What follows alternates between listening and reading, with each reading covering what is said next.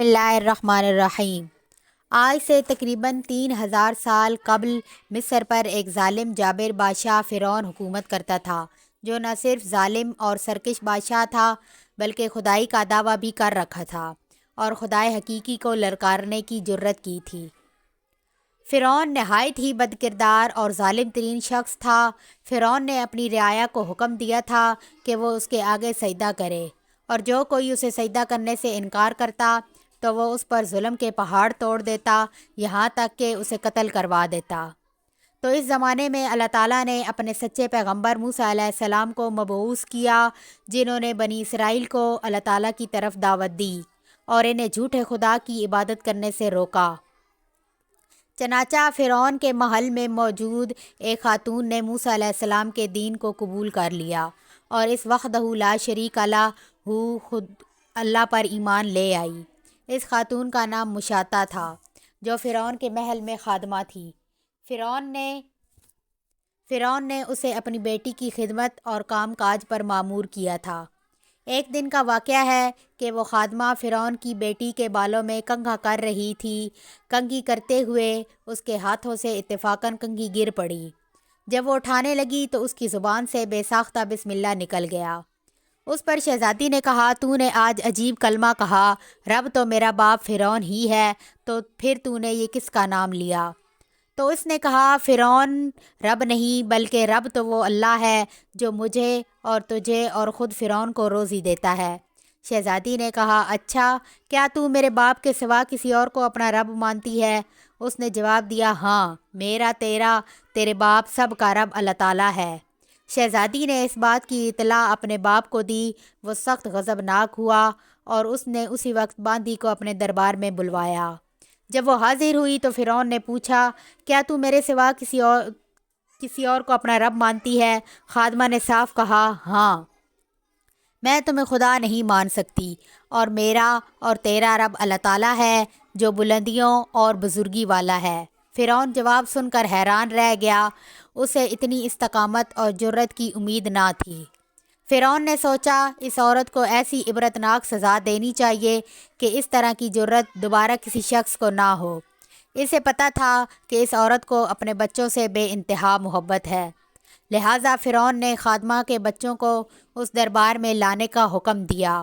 پھر فرعون نے اپنے سپاہیوں کو حکم دیا کہ ایک بڑی دیگ میں تیل گرم کیا جائے، اور جب دیگ تپ جائے پھر اس نے حکم دیا کہ اس کے بچوں کو ایک ایک کر کے اس کھولتے ہوئے تیل میں ڈال دیا جائے۔ فرعون کا حکم سنتے ہی اس عورت کی آنکھوں کے نیچے اندھیرا چھا گیا۔ خادمہ نے نہایت صبر اور ہمت سے کام لیا۔ سپاہیوں نے اس عورت کے ایک بچے کو لیا اور اسے گھسیٹتے ہوئے لے جانے لگے۔ وہ بچہ روتا ہوا کبھی اپنی ماں سے مدد طلب کرتا، کبھی سپاہیوں کی طرف رحم کی امید سے دیکھتا، کبھی فرعون کی طرف امید بھری نظروں سے دیکھتا۔ سپاہی اسے دھکیلتے ہوئے اور گھسیٹتے ہوئے تیل کے قریب لے گئے۔ خادمہ اپنے بچے کی طرف محبت بھری نظروں سے دیکھ رہی تھی اور اسے الوداع کہہ رہی تھی۔ پھر اس بچے کو کھولتے ہوئے تیل میں گرا دیا گیا، اور کچھ لمحے بعد ہی اس معصوم کی ہڈیاں تیل کے اوپر تیرنے لگیں۔ فرعون نے خادمہ کی طرف دیکھا اور کہا، اب بھی وقت ہے، اس خدا کو چھوڑ کر مجھے خدا مان لو۔ اس خاتون نے فرعون کی طرف دیکھا اور اسے خدا ماننے سے انکار کر دیا۔ فرعون اس کی ثابت قدمی اور ہمت کو دیکھ کر دنگ رہ گیا۔ تھوڑی دیر میں اس کے باقی بچوں کو بھی تیل میں ڈال کر ہلاک کر دیا گیا۔ اب سپاہی اس خاتون کے سب سے چھوٹے بچے کی طرف بڑھے جو شیر خوار اور معصوم تھا۔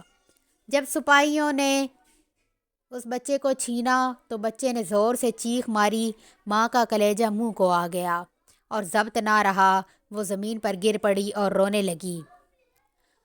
اور وہ عظمت والا لا شریک لہ اس عورت پر گزرنے والی قیامت سے خوب واقف تھا۔ پھر اللہ تعالیٰ کی طرف سے ایک معجزہ ظاہر ہوا۔ وہ شیر خوار بچہ جو ابھی بول بھی نہ سکتا تھا، اللہ تعالیٰ نے اس کو بولنے کی ہمت دی۔ وہ بچہ بھرے دربار میں بول اٹھا، میری ماں، تو حق پر ہے، بے شک دنیا کی سزا آخرت کی سزا کے مقابلے میں بہت ہلکی ہے۔ فرعون کے دربار میں موجود لوگ اس بچے کی آواز سن کر حیرت زدہ رہ گئے، لیکن ان کے دلوں پر لگے کفر کے تالے پھر بھی نہ کھلے۔ کچھ ہی دیر میں اس بچے کو بھی تیل میں ڈال دیا گیا اور یہ معصوم بے خطا بچہ موت کے آغوش میں چلا گیا۔ اپنے تمام بچوں کو اپنی آنکھوں کے سامنے فرعون کے ظلم کی بھینٹ چڑھتے دیکھ کر اس عورت کا دل پھٹ پڑا۔ اگر وہ چاہتی تو اپنے بچوں کو اس دردناک عذاب سے بچا سکتی۔ اسے صرف ایک کلمہ کفر کہنا تھا تو یہ فقط جان بچانے کا ایک بہانہ ہوتا، مگر اسے یقین تھا کہ اس کے رب کے پاس اس کے لیے جو کچھ ہے وہ اس ختم ہونے والی دنیا سے کہیں زیادہ ہے۔ پھر سپاہیوں نے اس خادمہ کو پکڑا اور دھکیل کر دیگ کے پاس لے گئے۔ خادمہ کے ذہن میں ایک بات آئی۔ اس نے فرعون کی طرف دیکھا اور کہا، رکو، میری ایک خواہش ہے۔ یہ سن کر فرعون کو کچھ امید پیدا ہو گئی۔ فرعون نے کہا، بتاؤ کیا خواہش ہے؟ تو اس عورت نے کہا، میری اور میرے بچوں کی ہڈیاں ایک ساتھ دفن کر دینا۔ پھر اس نے اپنی آنکھیں بند کی، اس کو بھی آگ میں دھکیل دیا گیا۔ اس واقعے کے 2000 سال بعد ہمارے پیارے محمد صلی اللہ علیہ وآلہ وسلم آخری نبی اس دنیا میں تشریف لے آئے۔ آپ کو ایک رات معراج کے سفر پر لایا گیا۔ معراج کی رات جب نبی اکرم صلی اللہ علیہ وسلم براق پر سوار ہو کر بیت المقدس کی طرف پہنچے تو حضور صلی اللہ علیہ وآلہ وسلم کو مصر کی طرف سے خوشبو آنے لگی۔ تو آپ نے جبرائیل علیہ السلام سے پوچھا، یہ خوشبو کیسی ہے؟ جبرائیل علیہ السلام نے عرض کی، یا رسول اللہ، فرعون کی ایک باندھی تھی جس نے ایمان کی خاطر اپنے اور اپنی بچوں کی جان کا سودا کیا تھا۔ یہ خوشبو اس کی اور اس کی بچوں کی ہڈیوں کو جہاں دفن کیا گیا تھا اس جگہ سے آ رہی ہے۔ جس دن سے انہیں دفن کیا گیا ہے یہ خوشبو آ رہی ہے اور قیامت تک یہ خوشبو آتی رہے گی۔